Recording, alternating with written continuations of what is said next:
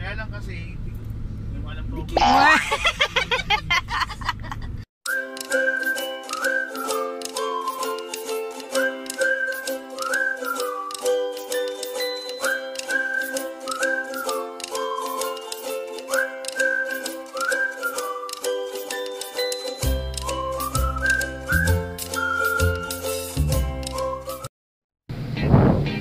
So, hello guys! Welcome back to my channel.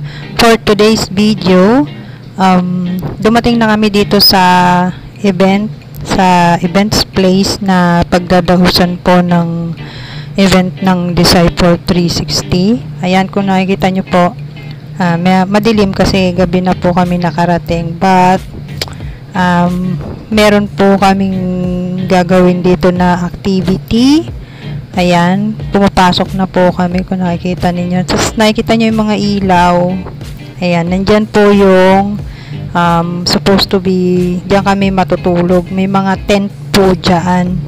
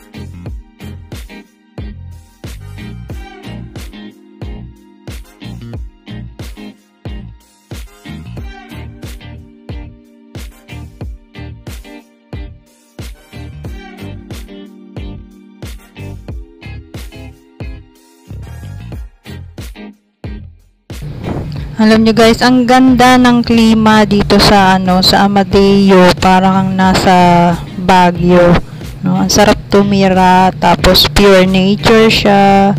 Dito lang uli ako nakarinig ng mga kuliglig. Yan, may mga yung mga crickets na di ba kuliglig 'yun sa sa Tagalog. Yan. May mga kasama kami diyan. Ayan, minom kami ng fresh buko. Tapos, ayan, may mga pa-lantern pa dun sa sa pinag-i-stayan namin na kubo.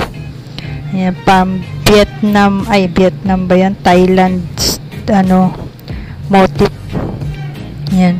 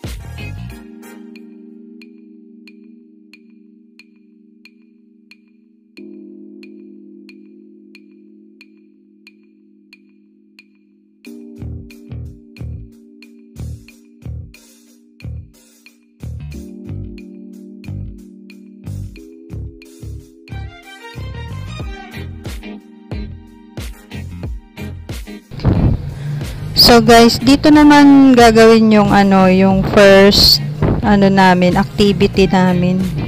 May mga lami-lami sa doon. Ayun. Diyan gagawin yung gagawing activity for tonight.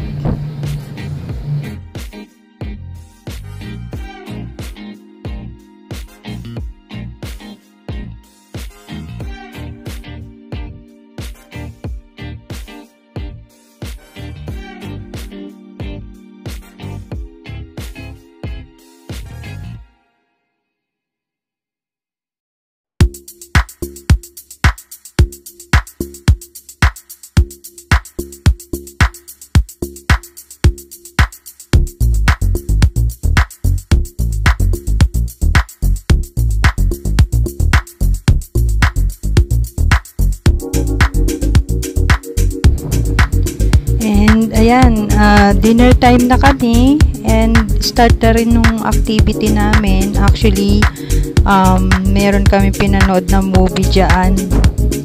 Kasi para sa couple yung pinanood na movie.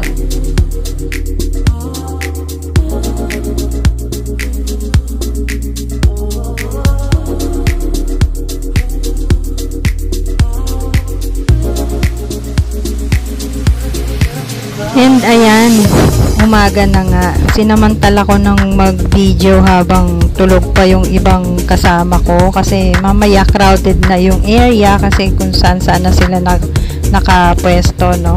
So habang wala pa masyadong tao, sinamantala ko ng mag-video para makuhanan ko yung buong lugar kahit papano. Kasi gabi na kami dumating, so walang time para makapag-video or makapag-picture kasi madilim pati.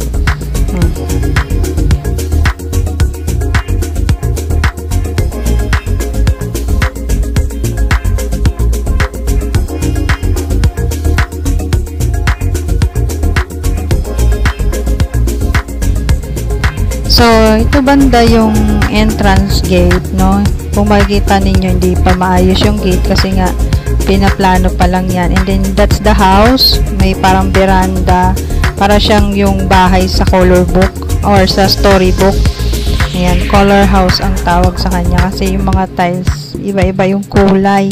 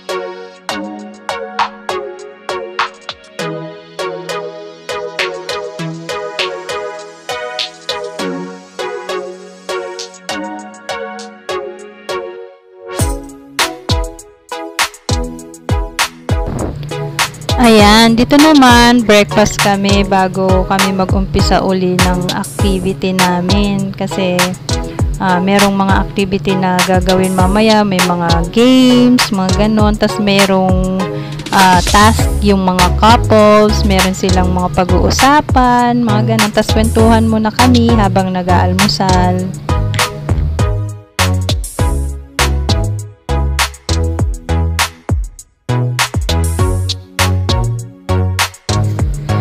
Then, ayan, may chance pang makalibot sa kalawakan ng ng Kabutihan Farm. Ang laki ng farm na to, 2,000 hectares. Ang dami nilang tanim. Ayan, may parang mini poultry. Tapos, meron mga maraming tanim, papaya, nyog mga babuko. buko na mababa lang, halos ano lang, pwedeng abutin ng kamay lang. Hindi ka na kailangang umakyat. Abot kamay lang yung buko, may suha, may kalamansi, mga lahat na ng ng pwedeng tanim. May avocado, may pinya, may kakao pa nga sila dyan. Tapos may makopa, saging, parang lahat na yata ng fruits na kailangan everyday meron sila. So napakaganda na meron kang farm na ganito. Kasi pwede mo itanim lahat ng halaman na gusto mo. Ganito yung gusto ko eh. Ayan, nandito kami sa dulo. Yan yung dulo. Pero meron pang yan. Meron pa sa kabilang side. Di lang namin alam kung saan kami dadaan. So, hindi namin nalibot yung side na yon. Kaya, nag-decide kami na bumalik na lang. Ayan yung buko. Abot kamay, papaya. Tsaka malaki. Malalaki yung yung bunga ng mga prutas. Nakakatuwa.